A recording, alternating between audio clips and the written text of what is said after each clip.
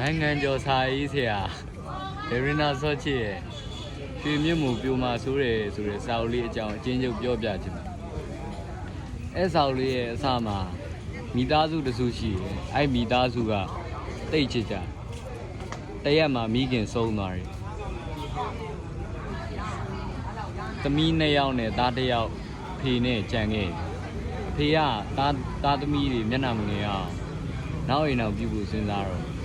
သားသမီးတွေကကန့်ကွက်ကြ။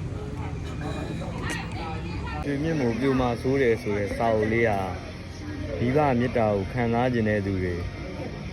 စာအုပ်ဖတ်ရင်ငိုခြင်းတဲ့သူတွေအဲ့လိုမျိုးလူတွေကိုဖတ်ဖို့ကျွန်တော်တိုက်တွန်းပါတယ်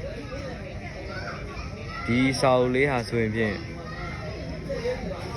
ဆရာလေသင်းသားဆော့ချစ်ပုံဖော်ရေးသားထားခဲ့တာဖြစ်ပါတယ်ကျွန်တော်ဒုက္ခမောင်မှာအခုလိုနားဆင်သေးတဲ့အတွက်ကျေးဇူးအများကြီးတင်ပါတယ်